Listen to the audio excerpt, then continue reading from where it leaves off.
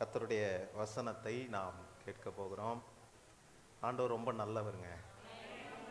ஒவ்வொரு நாளையும் கடக்கிறதுன்றது ஒரு சேலஞ்சிங்காக தான் இருக்குது. ஆனால் ஆண்டவர் அற்புதமாக நம்மளை நடத்துகிறார். யார் நம்மளை நடத்துகிறாருன்றது ரொம்ப முக்கியம். நான் எதனால் நடத்தப்படுறேன்றது ரொம்ப முக்கியம்.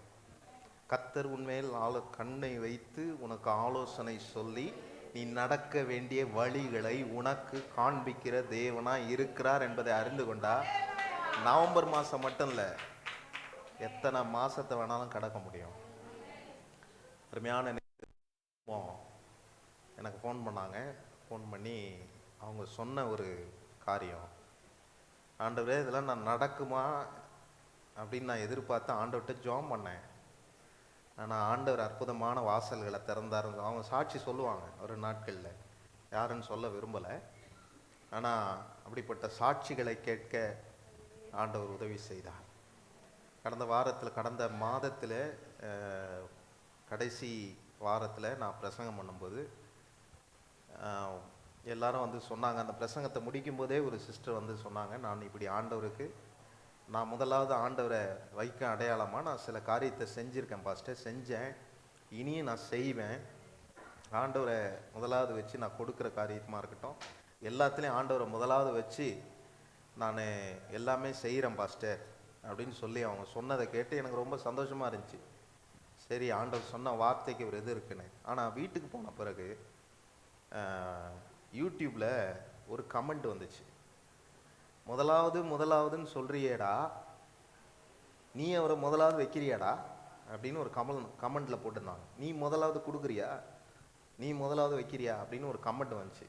அதை பார்த்த உடனே எனக்கு ரொம்ப கஷ்டமாக இருந்துச்சு. நம்ம ஆட்கள் இல்லை, வெளியிலேருந்து யாரோ ஒருவர் போட்டிருந்தார். அவர் போட்டதுக்காக அவருக்கு ஸ்தோத்திரம். ஏன்னா எனக்கு அவர் போட்டவனை தான் தெரிஞ்சுது என் பிரசங்கம் வேலை செய்யுது, கர்த்தருடைய வார்த்தை வேலை செய்யுதுன்னு எனக்கு தெரிஞ்சுது.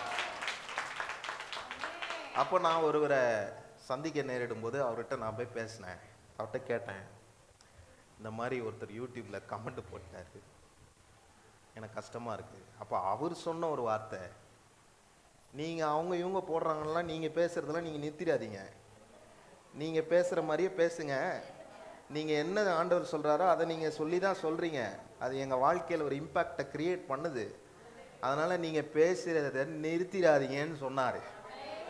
அவர் சொன்னதுனால நான் எதை ஆரம்பித்தனோ அந்த வார்த்தை தான் நான் அடுத்த வருஷம் ஃபுல்லாக பேச போகிறேன். ஆமாம், யார் என்ன சொன்னாலும் சரி. ஏன்னா ஆண்டவர் கொடுத்த வார்த்தை, ஆண்டவர் இந்த சபைக்கு சொன்ன ஒரு நல்ல வார்த்தை என்ன தெரியுமா, உங்களையும் என்னையும் மிகப்பெரிய பெருக்கத்துக்குள்ள கர்த்தர் நடத்த போகிறாருன்னு ஆண்டவர் சொன்னார். அதை கண்டிப்பாக சொன்னது கர்த்தர்னா அவர் செய்வார். எத்தனை பேர் நம்புறீங்க? பக்கத்தில் பார்த்து சொல்லுங்க, சொன்னது கர்த்தர்னா அவர் செய்வார். ஆமாம், நான் சொன்னால் செய்ய மாட்டார். புதுசாக ஒரு கேமராமேன் வந்திருக்கிறாரு, அவர் என்னை ஃபாலோ பண்ண மாட்டாரு. ஏன்பா ரொம்ப பொறுமையாக ஃபாலோ பண்ணுறேன்? பயப்படுறான் தம்பி, நல்ல தம்பி. என்ன சொல்லிட்டு இருந்தேன்? கர்த்தர் செய்யறத கண்டிப்பா நிறைவேறும், நடக்கும், என் வாழ்க்கையில் அது நடக்கும். அல்லேலூயா. ஆதியாகமம் 1:28 எடுத்து நீங்கள் வாசிக்கும் போது, நான் பிரசங்க குறிப்பெல்லாம் ஒன்றும் எடுக்கலை. இப்போ என்ன ஆயிடுச்சுன்னா, ஆண்டவர் மைண்டை நிரப்பிடுறாரு, மனசுக்குள்ளே போட்டுடுறாரு. ஏன் அது என் மனசில் நிற்கிதுன்னா, அந்த அந்த வசனம் எனக்கு வேலை செய்யுது. அதனால தான் நான் எளிதாக பேச முடியுது. ஆதியாகமம் 1:28 எடுத்து நீங்கள் வாசிச்சிங்கன்னா, ஆ ஆ ஆ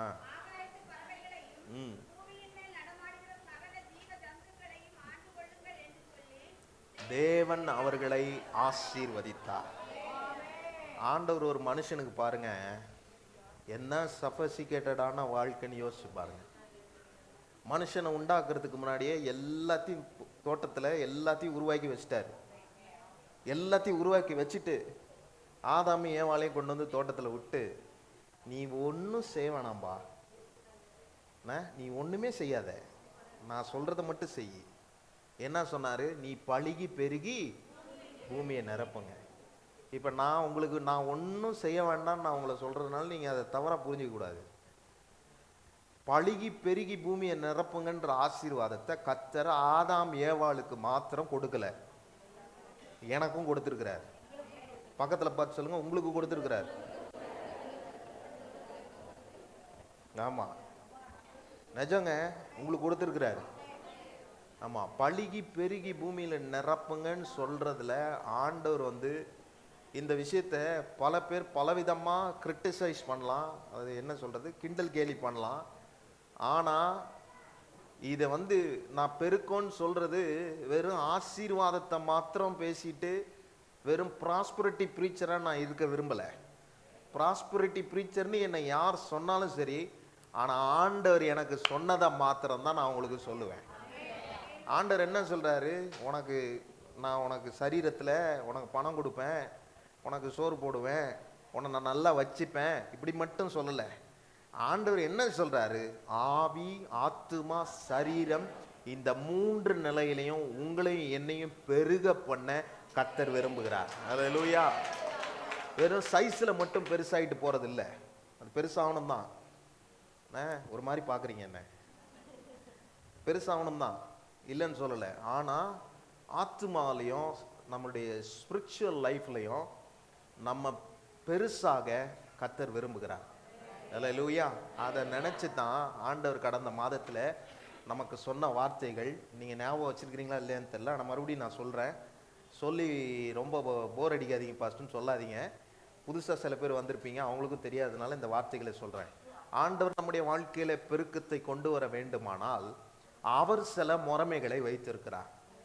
அந்த முறைமையின்படி தான் நம்முடைய வாழ்க்கையில் பெருக்கம் அடைய முடியுமே தவிர வேற எந்த காரியத்தை நம்ம செஞ்சாலும் பெருக்கம் வந்துடாது. பெருக வேண்டிய விதத்தில் நாம் பெருக கர்த்தருக்கு நாம் ஒப்பு கொடுக்க வேண்டும். அதுக்கு தான் ஒரு உதாரணம் சொன்னேன், அந்த உதாரணம் உங்களுக்கு ஞாபகம் இருக்கும். ஷவரில் குளிக்கும்போது ஷவரில் அங்கேருந்து தண்ணி ஊற்றுனா நான் இங்கேயே நின்றுக்கிட்டு என் உடம்பு நினையணும்னு நினச்சா நினைக்க முடியுமா? முடியாது. அதனால் பெருக்கம் வழிந்தோடுகிற இடத்துக்கு நேராக நாம் நம்மை நிலைப்படுத்தி கொள்ள வேண்டும் என்று சொன்னேன். ஆண்டவர் சிலுவையில் மரித்த போதே ஆண்டவர் சொல்லிட்டாரு, ஏசப்பாவை தம்முடைய குமாரனை, பிதா தம்முடைய குமாரனை பூமிக்கு அனுப்பி சிலுவையில் சாபங்கள் பாவங்கள் எல்லாவற்றையும் நீக்கின பிறகு ஒரு மிகப்பெரிய ஆசீர்வாதங்கள் வழிந்தோடி கொண்டே இருக்கிறது. அந்த வழிந்தோடுகிற ஆசீர்வாதத்துக்கு நேராக நம்மை நிலைப்படுத்தி கொள்ள வேண்டும் என்று சொன்னேன். அதற்கு பின்பதாக என்ன காண்பிச்சேன்? ஆசீர்வாதம் ஆசீர்வாதம் சொல்லிக்கிட்டே இருக்கிறது ஆசீர்வாதம் இல்லை, ஆண்டவரை முதலாவது என் வாழ்க்கையில் வைக்கணும்னு சொன்னேன். அதனால தான் மத்தேயு சுவிசேஷத்தில் உங்களுக்கு காண்பிச்சேன், முதலாவது தேவனுடைய ராஜ்யத்தையும் அவருடைய நீதியும் தேடுகிறவர்களுக்கு இவைகள் எல்லாம் கூட கொடுக்கப்படும் என்று சொன்னேன். அந்த இவைகள் எல்லாம் கூட கொடுக்கப்படும் என்று சொல்றதுல ஒரு மிகப்பெரிய பெருக்கம் இருந்தது.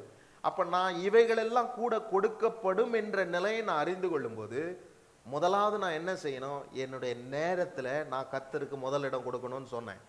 எத்தனை பேருக்கு ஞாபகம் இருக்குது? அது ஞாபகம் இல்லைன்னா யூடியூப்ல தான் இருக்குது, போட்டு கேளுங்க. முதலாவது ஆண்டவருக்கு நான் என்ன செய்யணும்? என் நேரத்தில் முதலிடம் கொடுக்கணும். ரெண்டாவது, நான் செய்கிற தொழில், நான் செய்கிற பிஸ்னஸ்ஸு, நான் பின்தொடர்கிற எல்லா காரியத்திலும் தேவனுக்கு முதலிடம்னு சொன்னேன். மூணாவது ஒரு விஷயம் சொன்னேன். என்ன சொன்னேன்? நீங்கள் சொல்லுங்கள், எனக்கு மறந்துருச்சு. அதான் உங்களுக்கு இதெல்லாம் ஞாபகம் இருக்காது. கர்த்தருக்கு உங்களுடைய ஆஸ்தியிலையும் உங்களுடைய பணத்திலையும் தேவனை முதலாவது வைங்கன்னு சொன்னேன்.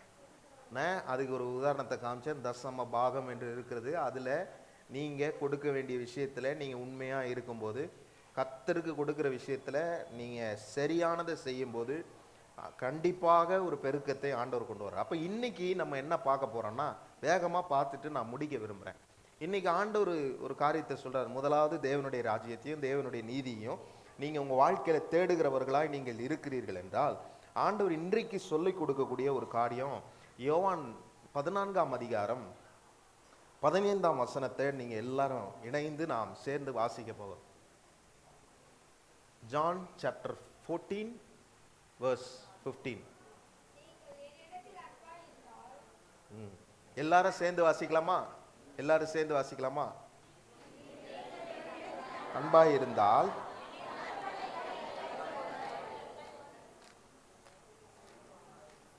நீங்கள் என்னிடத்தில் அன்பாய் இருந்தால்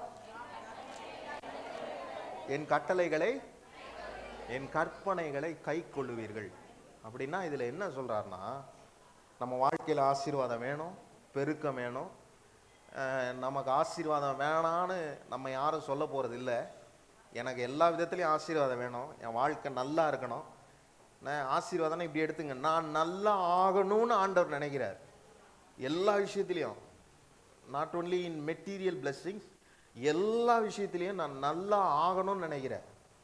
அதனால தான் இந்த வார்த்தையை மறுபடியும் நமக்கு சொல்றாருன்னா, அதுக்கு காரணமே நம்ம சில காரியத்தை ஆண்டவருடைய முறைமையின்படி, காட்ஸ் பிரின்சிபல் படி நம்ம சில காரியங்களை சரி செய்து கொள்ளணும். இங்கே யோவான்ல இங்கே சொல்லும்போது பேதுரு குறித்து சொல்றார், நீ என்னிடத்தில் அன்பாக இருந்தால் என் கற்பனைகளை கை கொள்ளுங்கள். அப்படின்னா என்ன? நீங்க என்கிட்ட அன்பா இருந்தீங்கன்னா, நான் அன்பா இருக்கிறேன்னு சொல்றது மாத்திரம் இல்லை, நான் சொல்றத நீங்க கேட்கணும். நான் சொல்றதுன்னா நான் சொல்றது இல்லை, ஆண்டவர் சொல்றத நீங்க கேட்கணும்.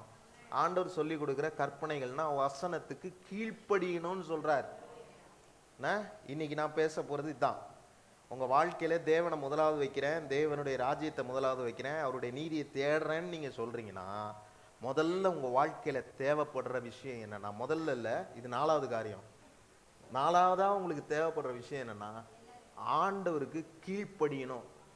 அது ரொம்ப முக்கியம். நம்மெல்லாம் ரொம்ப நல்லவங்க, என்னையும் தான் சொல்றேன். சர்ச்சுக்கு வந்தா, ஆண்டவரே உம்மை நேசிக்கிறேன்ப்பா, அப்பா உம்மை நேசிக்கிறேன், இப்படி நம்ம சொல்லுவோம். ஆனா திங்கட்கிழமையிலிருந்து சனிக்கிழமை வரைக்கும் நம்ம என்ன செய்வோம்னு நமக்கு தெரியாது. ஆண்டவர் இங்க எதை காண்பிக்கிறார்னா, மனுஷன் ஒரு லாஜிக் வச்சிருப்பான் உலகத்துல. என்ன லாஜிக்கு? அவன் மனக்கணக்கு போட்டு வச்சிருப்பான். என்ன மனக்கணக்கு, என்ன லாஜிக்னா, ஒரு உதாரணம் சொன்னா புரிஞ்சுக்கும்.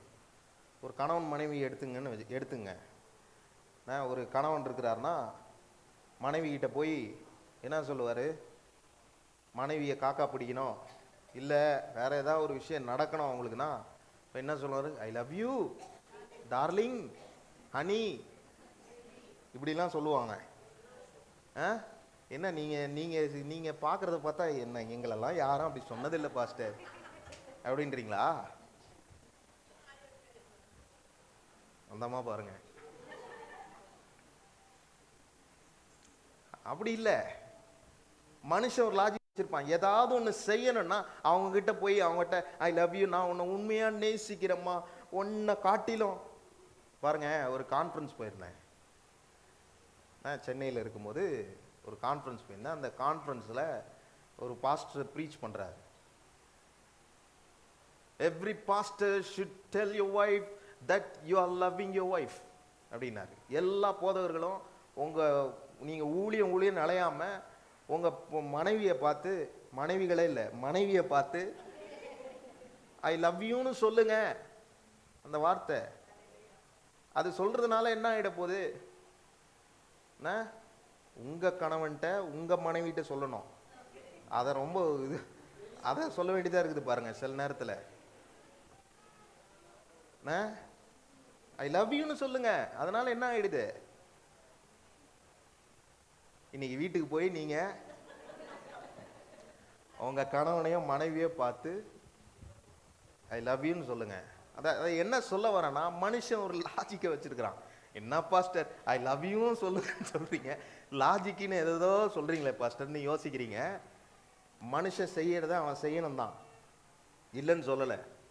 நான்லாம் என் மனைவியை பார்த்து நான் சொல்றேன். அது சொல்றதுல என்ன இருக்கு? உங்ககிட்ட நீங்களாம் என் அப்பா அம்மா சகோதரர்கள் தான். நான் சொல்றேன், அது எதற்காக நம்ம சொல்றோன்றது ரொம்ப முக்கியம். மனுஷன் என்ன நினைச்சுக்கிறான், அந்த அம்மாவை ஐஸ் வைக்கிறதுக்கும் அந்த ஐயாவை ஐஸ் வைக்கிறதுக்கும் போய் ஐ லவ் யூன்னு சொல்லிட்டு அவ சரண்டர் ஆயிடுவா அப்படின்னு நினைக்கிறது. இன்னொரு உதாரணம் சொல்றேன் பாருங்க, அதுவும் புரிஞ்சிடும் உங்களுக்கு. ஒரு டாக்டர் கிட்ட ஒரு பேஷண்ட் போனாங்களாம். அந்த அம்மா போய் கணவனும் மனைவியும் 2 பேரும் போய் அவங்கள சந்திக்க போகும்போது அந்த மனைவி சொல்றாங்களாம், எனக்கு உடம்புலலாம் எந்த பிரச்சனையும் இல்லை. ஆனால் பாஸ்டர், கல்யாணம் ஆகி எனக்கு 25 வருஷம் ஆகுது. இந்த மனுஷன் ஒரு முறை கூட எனக்கு ஐ லவ் யூ சொல்ல பாஸ்டர் டாக்டர் அப்படின்னு சொன்னாங்களாம். அந்த அம்மாவுக்கு என்ன கவலை பாருங்க. இந்த கவலை நிறைய பேருக்கு இருக்குது, இருக்கக்கூடாதுன்னு இல்லை. டாக்டர் கிட்ட போய் அதை சொல்றாங்க.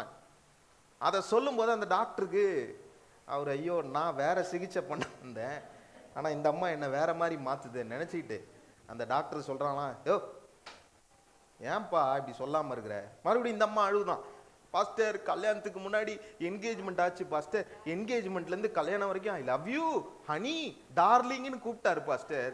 என்னைக்கு கல்யாணம் ஆச்சோ அன்னையிலேருந்து 25 வருஷமா இந்த பாலா போன மனுஷன் எனக்கு ஒரு ஐ லவ் யூ கூட சொன்னதில்லை அப்படின்னு சொல்றாராம்.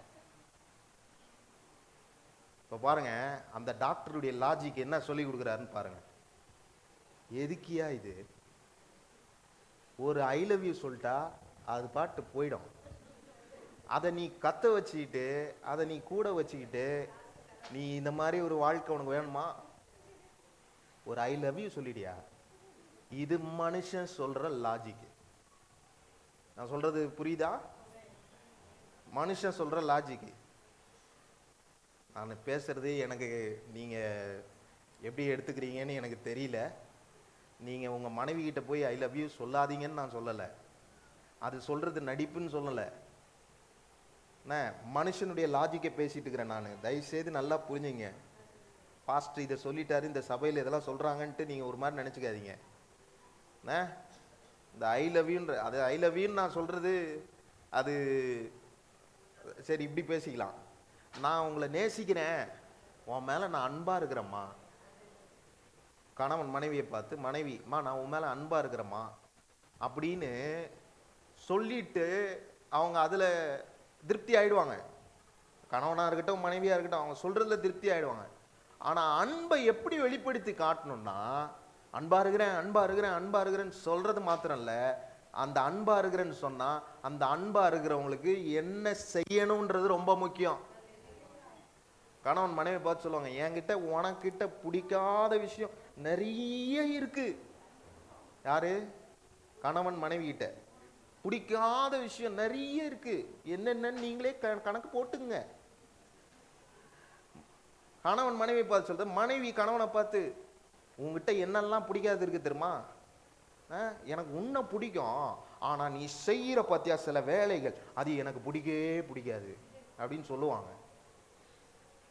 இந்த பிடிக்குது பிடிக்கல இதெல்லாம் கொஞ்சம் நிப்பாட்டிட்டு, இன்னைக்கு வீட்டுக்கு போகும்போது உங்க கணவனோ உங்க மனைவியோ, உங்க கணவன் உங்க மனைவி, நான் மறுபடியும் சொல்றேன், உங்க கணவனோ உங்க மனைவியோ பார்த்து, மா நான் உன் மேல அன்பா இருக்கிறேம்மா, என்னால சில விஷயங்களை மாற்ற முடியல ஆனா நான் மாத்துறேன் அப்படின்னு சொல்லுங்க. கணவன் மனைவியும் அதை சொல்லுங்க. எனக்கு இந்த கோபம் எரிச்சல் வந்துகிட்டே இருக்குது, அது என்ன சிலர்லாம் அது என்ன சொல்றாங்க, மூடு ஸ்விங் ஆகுது. என்னது என்ன ஸ்விங்கு? மூடு ஸ்விங் ஆகுதான். ரொம்ப ஸ்விங் ஆயிடாதீங்க, அப்புறம் தலை சுத்தி ஒரு மாதிரி ஆயிடும். கொஞ்ச நேரம் இப்படி சுத்தினே இருந்தீங்கன்னு வச்சுங்களேன், அப்படி சுத்தி பாருங்க, கொஞ்ச நேரம் நம்ம எங்க நிக்கிறோன்னே தெரியாது. படகு அலைவு படுற மாதிரி அந்த ஒரு ஷேக் வந்துடும். அப்படி ரொம்ப சுத்துறாதீங்க, மூடு ஸ்விங்கு. ஆண்டவர் என்ன சொல்றாரு தெரியுமா? என் மேல அன்பா இருக்கிறேன்னு சொன்னா அதை வெளிப்படுத்தி காண்பிக்க வேண்டும் என்று ஆண்டவர் சொல்லுகிறார். இந்த யோவான் சுவிசேஷம் 14ஆம் அதிகாரத்துல நம்ம வாசிச்சோம் பாத்தீங்களா வசனம், பேதுருகிட்ட ஆண்டவர் அதை தான் எதிர்பார்க்கிறார். அன்பா இருக்கிறேன் அன்பா இருக்கிறேன்னு சொல்லாத தம்பி, அன்பா இருக்கிறேன்னு சொல்றது மேட்டர் இல்ல, அன்பா இருந்தா என்னுடைய கற்பனைகளை நீ கை கொள்ளுவாய், நான் சொல்றத நீ செய்வ. பக்கத்துல பார்த்து சொல்லுங்க, ஆண்டவர் சொல்றது செய்யுங்க. சிலர்லாம் இருக்கிறாங்க பாருங்க, சில கேஸ்லாம் நான் பார்த்துருக்குறேன், நான் நிறைய இங்கே பார்க்கல, உங்களெல்லாம் சொல்கிறேன், நீங்கள் தப்பாக நினச்சிக்காதீங்க. சென்னையில் நான் பார்த்துருக்குறேன், பல கேஸுகள் வரும். நான் பல கேஸுகளை தலையில் போட்டு போட்டு என் முடியெல்லாம் போச்சு. இப்போ நான் அந்த கேஸுங்களை போடுறதே இல்லை, யார் என்ன சொன்னாலும் நான் அதை இது பண்ணுறதே இல்லை. ஏன்னா உங்கள் பிரச்சனையெல்லாம் தூக்கி நான் தலையில் போட்டால் இருக்கிற முடியும் போயிடும். என்னையா? அதுவும் போயிடும்.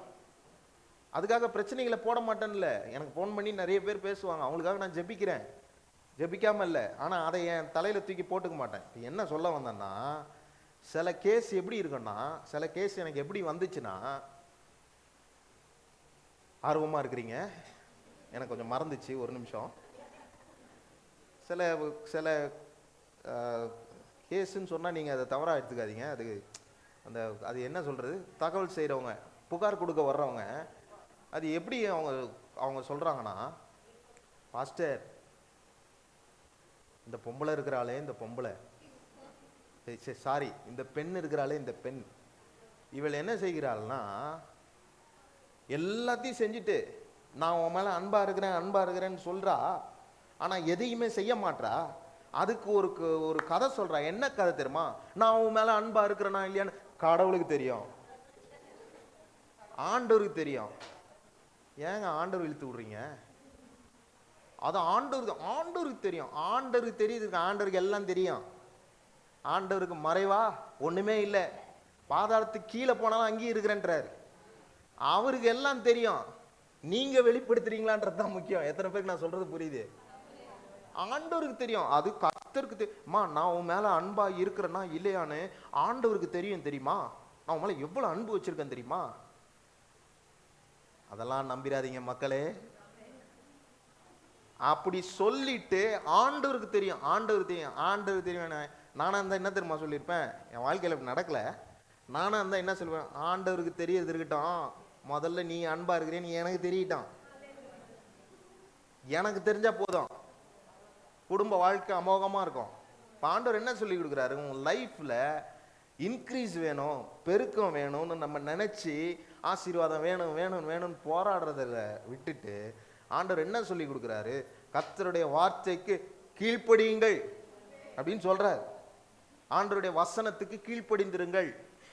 ஆண்டவர் உங்க வாழ்க்கையில முதலிடம் வைக்கிறேன், அவர் ராஜ்யத்தை முதலிடம் வைக்கிறேன், இப்படிலாம் நீ சொல்லிக்கிட்டே இருக்கிறதெல்லாம், அந்த பாவலா சொல்லக்கூடாதா?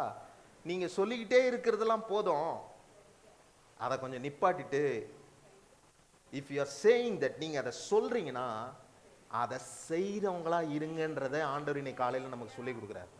அதுதான் கீழ்ப்படிதல். ஆண்டவர் என்ன பண்றாரு? ரொம்ப நல்லவருங்க. ஏதேன் தோட்டத்தில் அவங்க 2 பேரும் உண்டாக்கிறார். யார? ஆதாமையும் ஏவாளையும். இப்படி சில கேள்விலாம் கேட்பேன். அப்பதான் நீங்க ஆக்டிவா இருக்கிறீங்களான்னு நான் பார்ப்பேன், முழிச்சிருக்கிறீங்களான்னு. சிலர்லாம், ஒருத்தர் வந்து சொன்னாரு, பாஸ்டர் எனக்கு வீட்டில் நைட்டெல்லாம் தூக்கமே வரமாட்டேது பாஸ்டர். எப்படி? தூக்கமே வரமாட்டேது பாஸ்டர். ஆனா சர்ச்சுக்கு வந்தா நல்லா தூக்கம் வருது பாஸ்டர். அப்படி யாராவது தூங்கிட்டு இருக்கிறீங்களா? வசனத்தை கேட்கும் போது வசனத்தை கேட்காம தூங்குறவங்களா இருந்தா என்ன நடக்கும்னு அடுத்த வாரம் வச்சுக்கிறேன், அடுத்த மாசம் வச்சுக்கிறேன். இங்க ஆண்டவர் வலியுறுத்தி காண்பிக்கிறேன்னா, உன் வாழ்க்கையில நீ என்ன நேசிக்கிறேன் சொல்றது மாத்திரம் வேண்டாம். என்னை நேசிக்கிறேன்னா என்னுடைய கற்பனைகளுக்கு நீ கீழ்ப்படுகிறவனா இருப்பாய், என்னுடைய வசனத்துக்கு கீழ்ப்படுகிறவனா இருப்பாய் என்று ஆண்டவர் சொல்லுகிறார். அல்லேலூயா. எத்தனை பேர் சந்தோஷமா இருக்கிறீங்க? நான் வந்து இதை ஆயத்தம் செய்யும் போதே ஆண்டவர் என் கூட பேசிக்கிட்டே இருக்கிறார். இதை நான் வந்து சும்மா ஏதோ நம்ம 5வது வாரம் 4வது வாரம் கடைசி மாதம் வந்துருச்சு, கடைசி வாரம் வந்துருச்சு, என்னத்தையாவது ஒன்று இவங்களுக்கு சொல்லி ஆஷ்புஷ் அப்படி எதாவது தலையில் கை வச்சு போ அப்படின்னு அனுப்பி விடணுன்றதெல்லாம் இல்லை.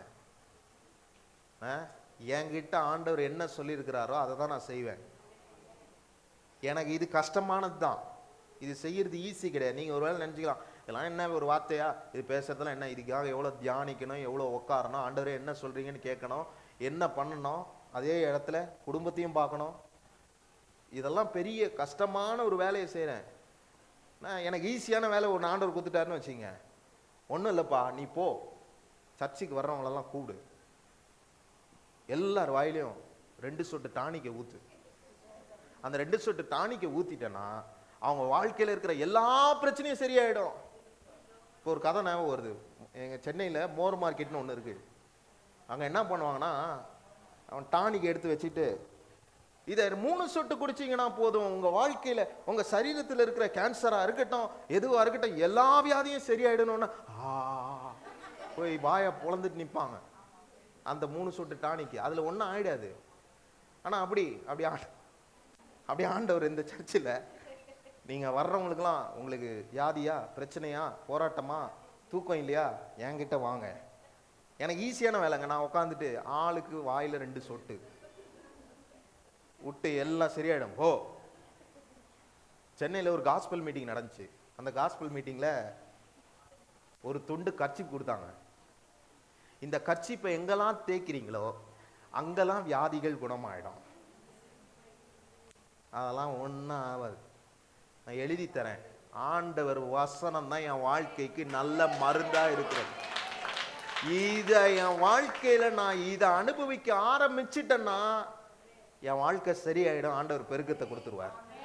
சரி, டைரக்டா பாயிண்ட்டுக்கு வந்துடுறேன். யோவான் அதில் போய் அந்த அதிகாரத்தை தான் இன்னைக்கு ஃபுல்லாக நம்ம வாசிக்க போகிறோம். யோவான் 14ஆம் அதிகாரம் வாசம். இப்போ 21ஆம் அதிகாரத்துக்குள்ளே போவோம். 21ஆம் அதிகாரத்தில்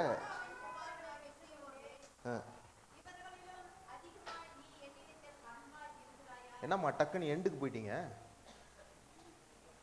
முதல்ல இருந்து வாசிக்க.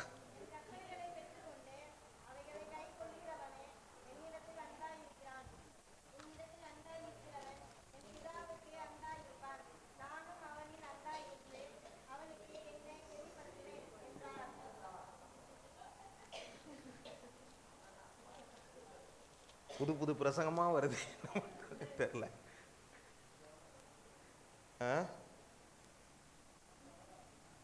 ஆண்டவர் என்ன பண்றாரு, நான் உங்களுக்கு ஷார்ட்டாவே சொல்லிடுறேன். 21ஆம் அதிகாரம் ஃபுல்லா நீங்க வீட்டில் போய் வாசிங்க. அதுல இருக்கிற அந்த சுருக்கத்தை சொல்றேன் பாருங்க. இயேசுநாதர் சிலுவையில் மரித்த பிறகு ஆண்டவர் 3வது முறை அவனுக்கு தோன்றாரு. யாருக்கு? பேதுருக்கு. என்ன பண்றான், கடல்ல நின்று ராத்திரியெல்லாம் போராடுறான். ஒரு மீன் கூட கிடைக்கல. மீன் கிடைக்கலன்ன உடனே அவன் நின்றுட்டே இருக்கும்போது அங்க இருந்து இயேசுநாதர் அவனுக்கு 3ஆம் முறை தோன்றாரு. 3ஆம் முறைனா 2 முறை தோன்றின பிறகு 3வது டைமா பேதுருக்கிட்ட தோன்றாரு அந்த கடல்ல. அப்ப தோணும் போது ஆண்டவர் என்ன சொல்றாரு, நீ வலைய இடது பக்கம் அதாவது என்ன சொல்றாரு, போட்டுக்கு ரைட் சைட்ல வலைய போடு. வலைய போட்ட உடனே என்ன பண்ணுது, அவனுக்கு நிறைய மீன் கிடைச்சிருது. எப்படி? 153 பெரிய மீன்களை பிடிச்சானா. அப்ப 153 பெரிய மீன்களை அவன் பிடிச்ச உடனே ஆண்டவர் என்ன பண்றாரு, பிடிச்சிட்டப்பா, அந்த பெரிய மீனை எடுத்து முதல்ல என்ன பண்ண, சாப்பிடு அப்படின்னு சொல்லி அங்க சாப்பிட வைக்கிறாரு. அதான போட்டிருக்கு. நீங்க எல்லாம் என்ன பாக்குறத பார்த்தா இவர் என்ன ஏதோ ஒரு கதையை சொல்லிட்டு இருக்கிறாரு, பைபிள்ல போடாத மாதிரி இருக்குதுன்னு பாக்குறீங்க. பைபிள்ல போட்டிருக்குது. 153 பெரிய மீன்களை அவன் பிடிச்சான். அவன் பிடிச்சதுக்கு அப்புறமா அந்த மீன்களை முதல்ல நீ பசியா இருப்ப, நெருப்பு தணல் இருக்குது, போட்டு முதல்ல சாப்பிட்ரு. நீ சாப்பிடலன்னா நான் பேசுறது உனக்குள்ள போவே போகாது, நான் என்ன சொல்ல வரேன்றது புரியாது அப்படின்றத சொல்லிட்டாங்க. இப்பெல்லாம் சிலர் சொல்றாங்க பாருங்க, சாப்பிட்டாதான் நல்லா படிக்க முடியும். முதலமைச்சர் நல்ல திட்டங்கள்லாம் கொடுக்குறாரு. என்ன திட்டங்கள்? சத்துணவு திட்டம். ஏன்னா பிள்ளைங்க நல்லா சாப்பிடணுன்றதுக்காக கொடுக்குறாரு. சாப்பிட்டாதான் என்ன செய்ய முடியும், படிக்க முடியும்.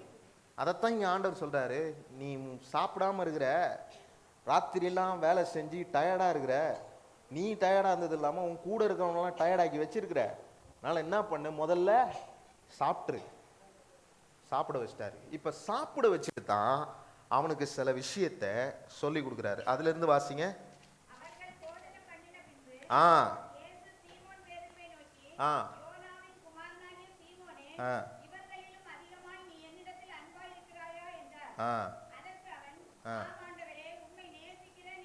ஆ பாருங்க என்ன சொல்றான் பாருங்க. ஆண்டவர் சோறு கொடுத்துட்டு, சாப்பாடை கொடுத்துட்டு என்ன பண்றாரு, அவன்கிட்ட கேட்கிறாரு, இவைகளிலும் அதிகமா என்ன நீ நேசிக்கிறியா? அப்படின்னா உன் சாப்பாடை காட்டிலும் உன் சீஷர்கள் இருக்கிறாங்கல்ல அவங்களெல்லாம் காட்டிலும் நீ என்ன நேசிக்கிறாயா அப்படின்னு கேட்டா, நான் ஒரு டைலாக் சொன்ன பார்த்தீங்களா உங்களுக்கு? என்ன சொல்றான் அவன்? நான் உங்களை நேசிக்கிறேனா இல்லையா உங்களுக்கே தெரியும் ஆண்டவரே. ஆண்டவர் தெரியல, அவர் ஏன் கேட்கிறாரு? ஆண்டவருக்கு தெரியாது ஒன்றும் கிடையாது, நான் ஏற்கனவே சொல்லிட்டேன். நான் உண்மை நேசிக்கிறேனா இல்லையான்னு உமக்கே தெரியும் ஆண்டவரே அப்படின்றான். என்ன நேசிக்கிறியா அப்படின்னு கேட்டா, நான் உங்களை நேசிக்கிறேனா இல்லையா நான் கடவுளுக்கு தெரியும் அப்படின்னு சொன்னா, அதுக்கு தான் முன்னாடி ஒரு உதாரணம் சொன்னேன். கணவன் மனைவிட்ட போய் நீ என்ன நேசிக்கிறியா அப்படின்னு, நான் உன்னை நேசிக்கிறேனா இல்லையான்னு கடவுளுக்கு தெரியும். கடவுளுக்கு தெரியுதில்ல, எனக்கு தெரியணும். அதை அவனுக்கு புரிய வைக்க நினைக்கிறாரு, அவன் புரியவே இல்லை. அடுத்த வசனம் வாசிங்க. என்ன சொல்லிட்டாரு? அடுத்த வசனம் வாசிங்க. வர ரெண்டாவது வாட்டி, செகண்ட் டைம் இது. சீமோனே, நீ என்கிட்ட அன்பா இருக்கிறியான்னு கேட்டாரு.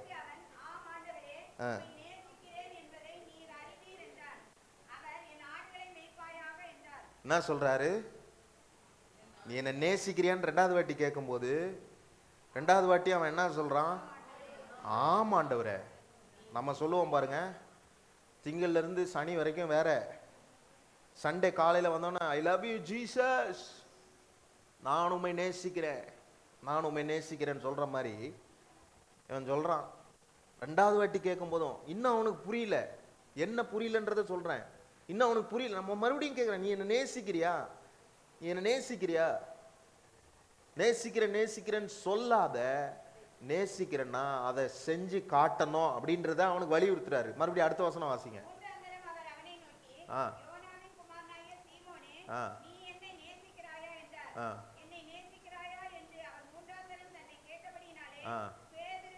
என்ன பண்றான்? மூணாவது வாட்டி கேட்கும் போது தான் அறிவு வருது. ஒருத்தருக்கு ஒரு வாட்டி சொன்னா புரியாது. அதுக்கு ஒரு உதாரணம் சொல்றேன் பாருங்க. இப்போ நான் ஒரு வாட்டி அல்லேலூயா சொல்லுங்கன்னா தசம பாக அல்லேலூயா தான் வரும். அப்படின்னா என்ன? 200 250 300 பேர் உட்காந்துருக்கிறீங்கன்னா 30 பேர் தான் அல்லேலூயா சொல்லுவாங்க. ரெண்டாவது வாட்டி மறுபடியும் அல்லேலூயா சொல்லுங்க, இன்னும் சத்தமா மூணாவது வாட்டி சொன்னா எல்லாரும் சொல்லுவாங்க. இப்போ ஒரு அல்லேலூயா சொல்லுங்க, விழிப்பா இருக்கிறீங்க. இப்போ மூணாவது வாட்டி சொல்லும் போது தான் இதா வருது பாருங்க. அப்ப இவன் மூணாவது வாட்டி அவன் சொல்றாரு, எனக்கு ரொம்ப பிடிச்சது என்னன்னா, இந்த வசனத்தை வாசிச்சு நான் வேந்தது, ஒரு வாட்டி சொல்லி கேட்கலன்னா நம்மளாம் என்ன பண்ணுவோம்? இது திருந்தாத ஜென்மம், இதுகிட்ட பேசியே வேஸ்ட். சிலர்லாம் வேற வேற, சரி விடுங்க, திருந்தாத ஜென்மம், இதுகிட்ட பேசுறதுல பிரயோஜனமே இல்லைன்னு நம்ம சொல்லிடுவோம். ஆனா இங்க ஆண்டவர் அப்படி இல்லை. அவனை பத்தி தெரிஞ்சிருந்தோம், அவனுக்கு புரிய வைக்கணும்ன்றதுக்கு சிலர் சொல்லிக்கிட்டே இருக்கிறார் பாருங்க. அதுல நான் என்ன எடுத்துக்கிறேன்னா, நான் சரியில்லை, நான் சில விஷயத்துல நான் சரிப்படணும்னா ஆண்டவர் நான் சரிப்படுத்துறதுல என்கிட்ட அவர் டயர்ட் ஆகிறது இல்லை. நான் தான் சில நேரத்தில் டயர்ட் ஆயிடுறேன். ஆனா என்கிட்ட அவர் டயர்ட் ஆகல. அவர் மறுபடியும் என் வாழ்க்கையில வந்து கர்த்தருடைய வசனத்தை சொல்லி சொல்லி சொல்லி எனக்கு புரிய வச்சு நான் சரியாகிற வரைக்கும் கர்த்தருடைய வசனத்தை என் வாழ்க்கையில திணிச்சுக்கிட்டே இருக்கிறார்னா அதுக்கு காரணம் என்ன தெரியுமா? ஆண்டவர் உங்களை நேசிக்கிறாரு. நீங்க ஆண்டவரை நேசிக்கிறீங்களா? God is telling you this morning, இந்த காலை வேளையில ஆண்டவர் என்ன சொல்றாருன்னா, if you love me, நீ என்ன நேசிக்கிறனா நீ எனக்கு கீழ்ப்படிவே, என் வசனத்துக்கு கீழ்ப்படிவே, நான் சொல்றதெல்லாம் கேட்பேன். நீ மறுபடியும் உங்களுக்கு இந்த வார்த்தையை உங்களுக்கு சொல்றாருன்னா நீங்க எதுக்குன்னு யோசிச்சு பாருங்க. கீழ்ப்படிதல் என்பது ஆண்டவர் நமக்கு வைத்திருக்கிற ஒரு பேசிக், ஒரு அடிப்படை விஷயம். என் வாழ்க்கையில பெருக்கம் வேணும்னு நான் நினைக்கிறேன், என் வாழ்க்கை இன்னும் பெருகக்கூடாத நிலையில இருக்குதுன்னா அதுக்கு காரணம் தேவனை நான் முதலாவது வைக்கிறேன்னு சொல்றது மாத்திரம் இல்ல, தேவனை நான் முதலாவது வைக்கிறேன், அவரை நேசிக்கிறேன்னு சொன்னா அவருடைய வார்த்தைகளுக்கு கீழ்ப்படுகிறவர்களாய் நீங்களும் நானும் இருக்கணும். எத்தனை பேருக்கு நான் சொல்றது புரியுது? அவருடைய வார்த்தைக்கு கீழ்ப்படியணும். பக்கத்துல பார்த்து சொல்லுங்க, அவருடைய வார்த்தைக்கு கீழ்ப்படிங்க. நம்ம பல விஷயத்துக்கு கீழ்ப்படியாம தான் இருக்கிறோம். வசனத்துக்கு கீழ்ப்படிஞ்சா போதுங்க, வாழ்க்கை சூப்பர் ஆயிடும். வசனத்தை நம்ம புரிஞ்சுக்கிட்டு அதன்படி நம்ம செஞ்சிட்டோம்னா நம்ம சூப்பர் ஆயிடுவோம். இங்க பாருங்க, 3வது முறை சொல்லும் போதுதான் அவன் என்ன பண்றான்? துக்கப்பட்டு, அடுத்தது வாசிங்க. துக்கப்பட்டு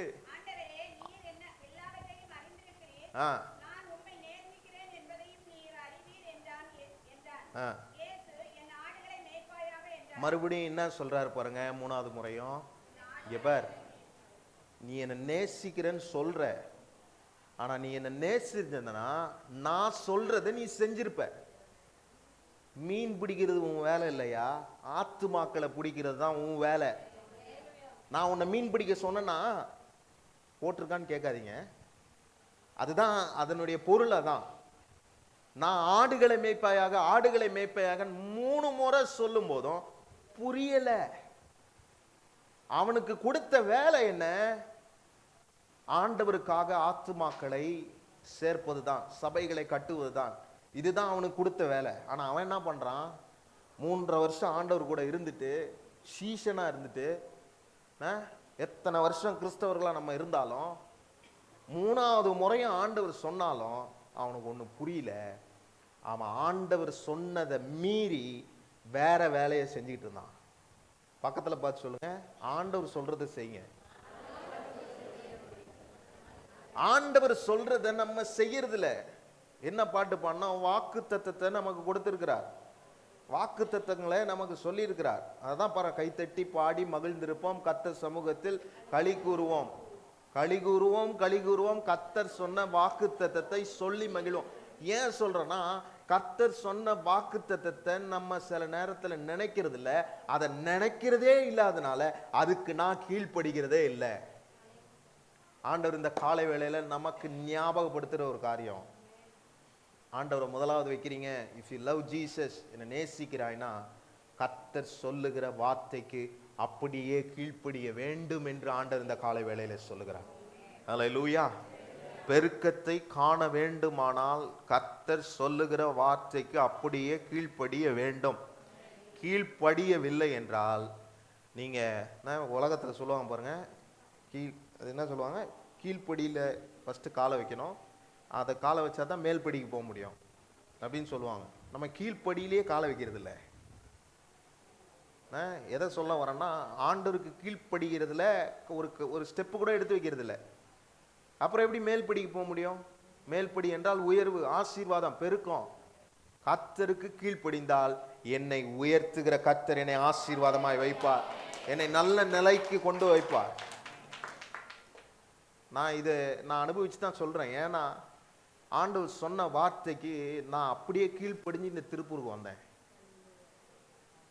நான் அப்படியே கேட்டு ஆண்டவர் சொன்ன உடனே நான் திருப்பூருக்கு வந்துட்டேன்.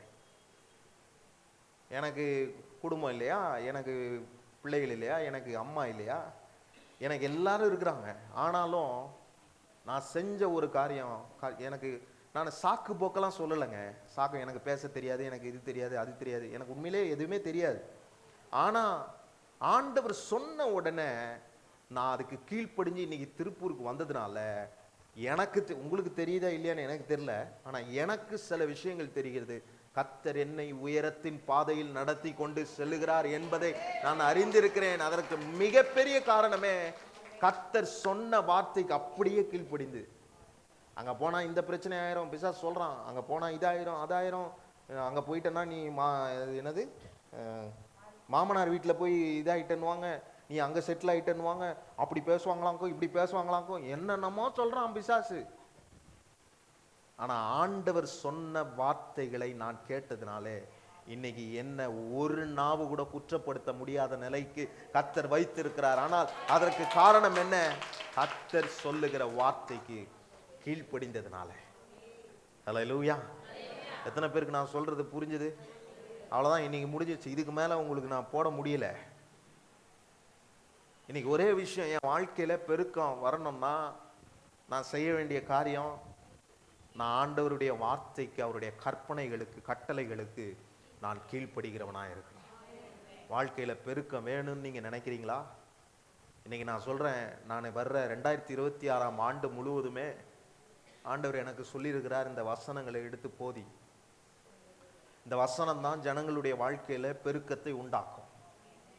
நான் 2026 நான் நிஜமாவே சொல்றேன், இந்த வசனங்களை நம்ம வாழ்க்கையில பெருக வைக்கிற வரைக்கும் கர்த்தர் மறுபடி இந்த வசனத்தையே பேசி என் உள்ளத்துல விதைச்சி என் வாழ்க்கையில மிகப்பெரிய பெருக்கத்தை கர்த்தர் கொண்டு வருவார் என்பதில் எந்த சந்தேகமும் இல்லை. எத்தனை பேர் நம்புறீங்க அதை? நான் அப்படிதான் நம்புறேன். இந்த வசனத்தை நான் கேட்கும்போது, இந்த வசனத்தை என் இருதயமாகிய நல்ல நிலத்துல, கற்பாறை நிலம் அல்ல, முள்ளுள்ள நிலம் அல்ல, முள்ளுள்ள இடம் இல்ல, வழி அருகே அது இல்ல. அந்த ஓமை கேட்டிருக்கிறீங்களா? அப்படி இல்ல. நல்ல நிலமாகிய என்னுடைய இருதயத்திலே கர்த்தருடைய வசனம் விதைக்கப்பட எனக்கு ஒண்ணு தெரியும். அதுக்கப்புறம் தான் அந்த வசனத்துல அந்த வார்த்தை சொல்லியிருக்கிறது, 30, 60, 100 பலன் தருகிற கர்த்தர் என் வாழ்க்கையை பெருக செய்ய அவர் வல்லவராய் இருக்கிறார். ஹல்லேலூயா. இந்த வசனம் என் இருதயத்துல சேரும்போது, நல்லா புரிஞ்சுங்க இதை, இந்த வசனம் என் இருதயத்தை நிரப்பும் போது, என் இருதயமும் வசனமும் ஒன்று சேரும்போது எனக்கு ஒன்னே ஒன்று கிடைக்குது. என்ன கிடைக்குது தெரியுமா? ஆண்டவருடைய வசனத்தை கேட்டு நான் கீழ்ப்படுகிறேன். ஆண்டவருடைய வசனத்தை இருதயத்துல நான் வைத்திருக்கிறேன். அதை வச்சது மாத்திரம் இல்லை, அதை வச்சுட்டா போதும், அது பலன் கொடுக்க ஆரம்பிச்சிடும். அந்த வசனத்துல போட்டிருக்கு பாருங்க, லீஸ்ட் 30%. லீஸ்ட் 30% பெருக்கம்னா எவ்வளவு பெரிய விஷயம் தெரியுமா? அதுல போட்டு லீஸ்டே 30. அதான் நான் பார்த்தேன், ஆச்சரியமா இருந்துச்சு. It's not saying 0 to 100. 0 இருந்து 100ன்னு சொல்லல, 30 100. ஆண்டவருடைய வசனம் என் இருதயமாகிய நல்ல நிலத்தில் விதைக்கப்பட்டு அந்த வசனத்துக்கு நான் கீழ்ப்படியும் போது எனக்கு ஒன்னே ஒண்ணுதான் தெரியும், கர்த்தர் 30, 60, 100 பலன் அளிப்பார் என்ற நம்பிக்கை என் வாழ்க்கையில உறுதியா இருக்கணும். மற்ற காரியங்களை யோசிக்கிறதெல்லாம் ஸ்டாப் பண்ணிடணும். மற்றதெல்லாம் யோசிக்க கூடாது, வசனத்தை யோசிங்க. எங்க பாஸ்டர் வசனத்தை யோசிக்கிறது? வசனத்தை வாசிச்சாதானே யோசிக்க முடியும். எனக்கு டைம் இல்லை. ஆண்டவரை முதலாவது வைக்கிறதுக்கு நான் சொன்னேன் பாருங்க, டைம் இல்லை. ஆண்டவருக்கு நேரம் கொடுக்கறதுக்கே நேரம் இல்லையா? நேரத்தை உண்டாக்குனவருக்கே நேரம் கொடுக்க நேரம் இல்லைன்னா நம்மளாம் வாழ்க்கையில என்னத்தை பெருக்கம் நம்ம வாழ்க்கையில வரப்போகுது சொல்லுங்க? ஆண்டவர் இன்னைக்கு சொல்றாரு, என்னுடைய கற்பனைகளுக்கு கீழ்ப்படிந்து நடவுங்கள். அதுதான் அடுத்த வசனத்திலையும் போட்டுருக்கு பாருங்க. அடுத்த வசனம் வாசிங்க. சொல்றாரு பாருங்க.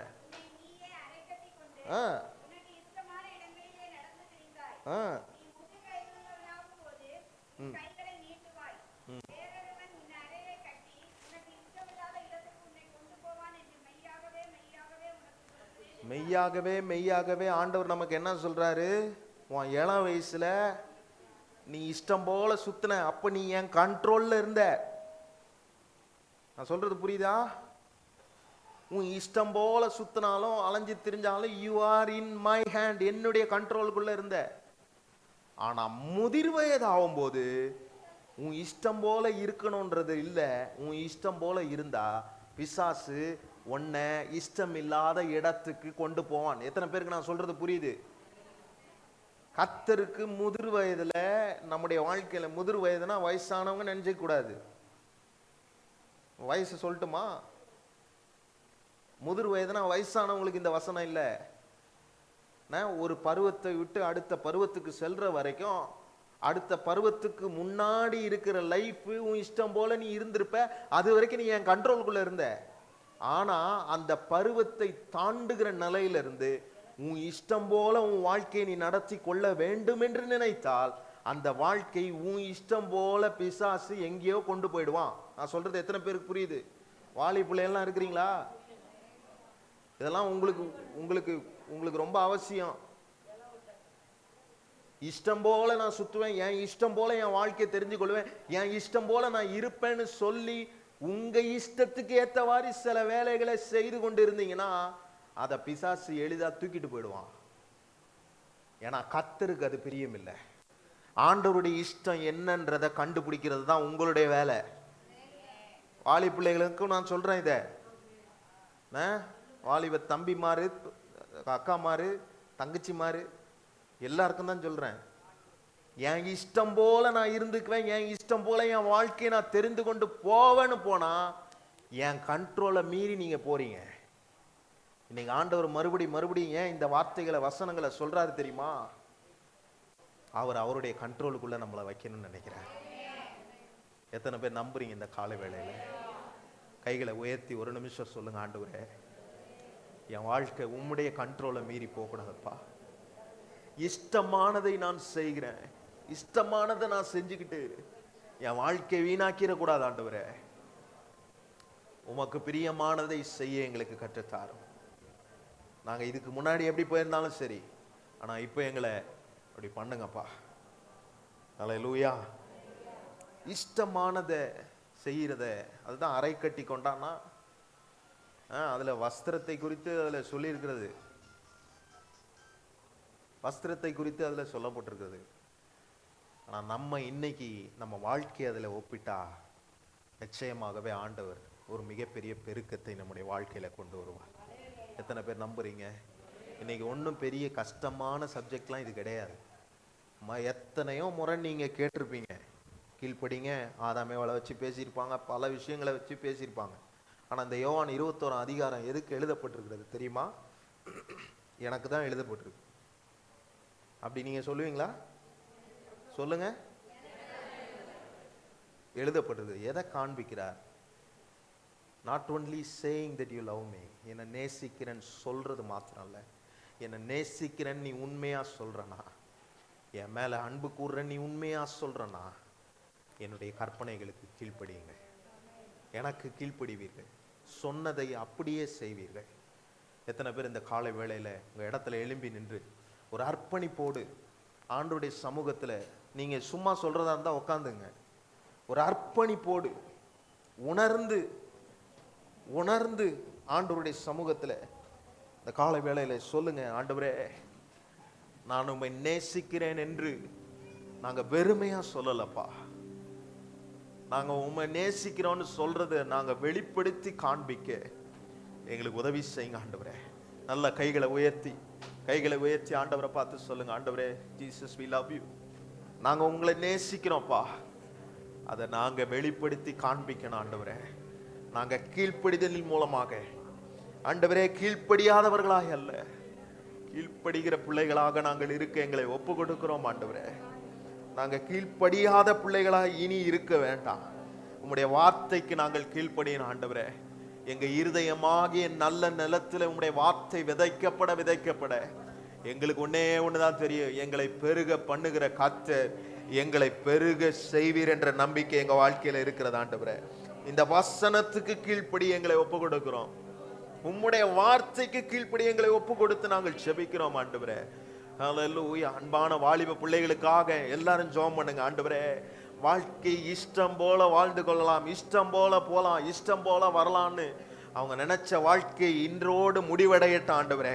இன்றைக்கு ஒரு புதிய ஆரம்பத்தை உம்முடைய பிள்ளைகளுக்கு நீர் கட்டளை இடுவீராக, ஒரு புதிய துவக்கத்தை நீர் கட்டளை இடுவீராக ஆண்டவரே. இஷ்டம் போல வாழ்ற வாழ்க்கை இன்றைக்கு ஒரு முடிவுக்கு வரட்டும் என்று நான் செபிக்கிறேன்.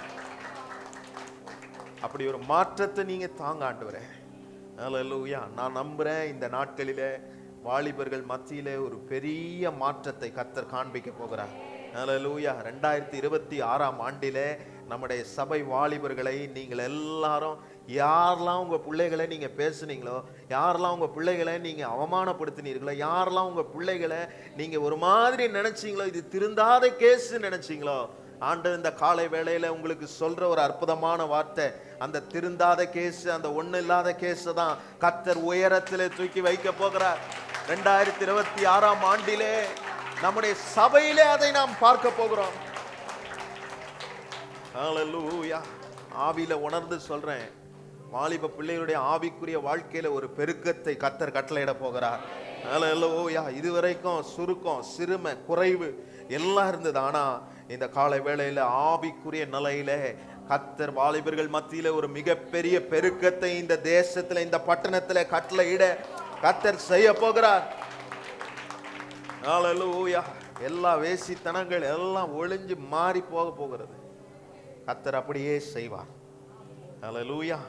கர்த்தாவே, இந்த காலை வேளையிலே இந்த வார்த்தையை நீர் கொடுத்ததற்காக ஸ்தோத்திரம். நாங்கள் இதை எளிதாக எடுத்துக்கொள்ளாமல் உம்முடைய வார்த்தையை நாங்கள் யோவான் 21ஆம் அதிகாரத்திலே இருந்து நாங்கள் கற்றுக்கொண்ட இந்த வார்த்தையை எங்கள் வாழ்க்கையில் நாங்கள் ஞாபகம் வைத்து நாங்கள் செயல்பட எங்களுக்கு உதவி செய்யுங்க. பிசாசு திருடவும் கொல்லவும் அழிக்கவுமே வருகிறான். இந்த வசனத்தை திருடி விடாதபடிக்கு கர்த்தர் எங்களுக்கு பாதுகாத்து இந்த வசனத்தை நீங்கள் தாங்க. இந்த வாரம் முழுவதும் இதை நாங்கள் நினைச்சு தியானிச்சு இதை மறக்காம இருக்க எங்களுக்கு உதவி செய்யுங்க ஆண்டவரே. எங்கள் ஆவி ஆத்தும சரீரத்தை உங்களுடைய கரத்தில் நாங்கள் ஒப்பு கொடுக்கிறோம் இயேசுவின் நாமத்தில் பிதாவே, ஆமென். இப்பொழுது கர்த்தருக்கு காணிக்கை கொடுக்கிற நேரம், ஆண்டவருக்கு விதைக்கிற நேரம். கர்த்தருக்கு நாம் ஆண்டவரை நம்முடைய காணிக்கையினாலே கனம் பண்ணி ஆண்டவர் நாமத்தை மகிமைப்படுத்துவோம். நாம் ஒரு பாடலை பாடும்போது ஆண்டவருக்கு நாம் காணிக்கையை செலுத்துவோம்.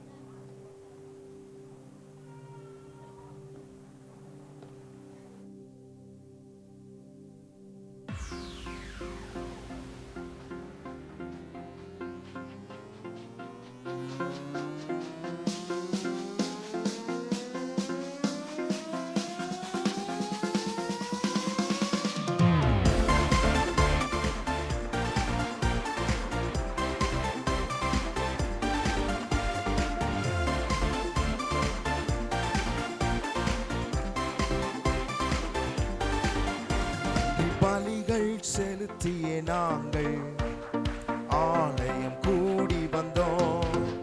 துதி பலிகள் செலுத்திய நாங்கள் உம்மை நன்றி பலிகள்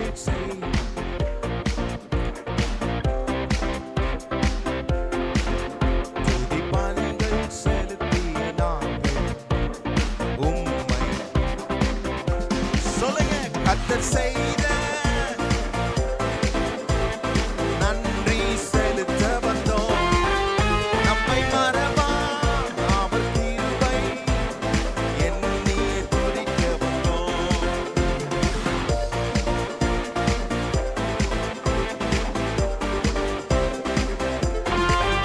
நம்மை மறவா அவர் கிருபை எண்ணி தேவைகள் நெருக்கி நின்ற போது அற்புதமாக பெருக வைத்தி கண்ணீரின் பாதையில் திகைத்த போது கண்மணியே என்று என்னை அழைத்தி தேவைகள் பெருக்கி அற்புதமாக